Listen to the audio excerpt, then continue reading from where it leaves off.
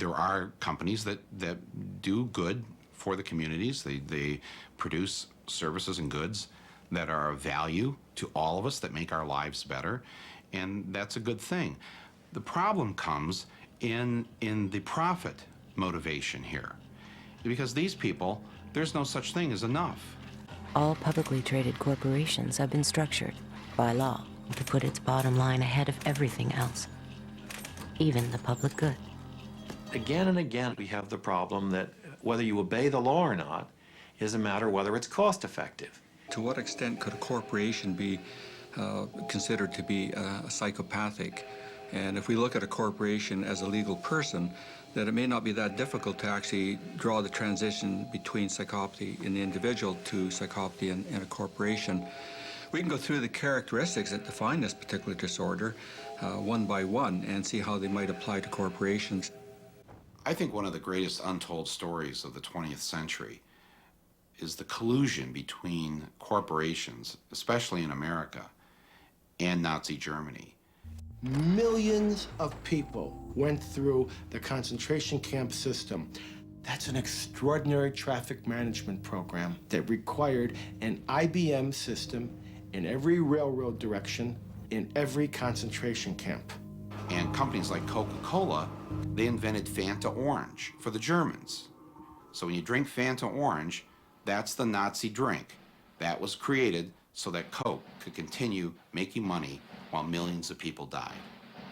And here you see Auschwitz is 1, Buchenwald 2, Dachau is 3. Now, what kinds of prisoners were they? They could be a Jehovah's Witness for 2, a homosexual for 3, communist for 6, or a Jew would be 8. Now, what was their status? 1 was released, 2 was transferred, 4 was executed, 5 was suicide, and 6. Code 6. Sonderbehandlung, special treatment, meant the gas chamber or sometimes a bullet. They would punch that number in, the material was tabulated, the machines were set, and of course, the punch cards, by the millions, had to be printed, and they were printed exclusively by IBM, and the profits were recovered just after the war. None of these machines were sold. They were all leased by IBM, and they had to be serviced on site once a month, even if that was at a concentration camp such as Dachau, Buchenwald.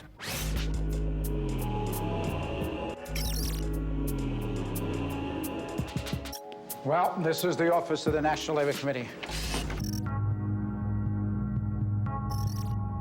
We're leaving a terrible legacy of poisoning and diminishment of the environment for our grandchildren's grandchildren, generations not yet born. Some people have called that intergenerational tyranny, a form of taxation without representation levied by us on generations yet to be. It's the wrong thing to do. The first industrial revolution is flawed. It is not working. It is unsustainable. It is the mistake. And we must move on to another and better industrial revolution and get it right this time. When I think of what could be, I visualize an organization of people committed to a purpose. And the purpose is doing no harm. I see a company that has severed the umbilical cord to earth for its raw materials, taking raw materials that have already been extracted and using them over and over again, driving that process with renewable energy. 15 corporations would like to control the conditions of our life. And millions of people are saying, not only do we not need you, we can do it better. We are going to create systems that nourish the earth and nourish human beings. And these are not marginal experiments. They are the mainstay of large numbers of communities across the world. That is where the future lies.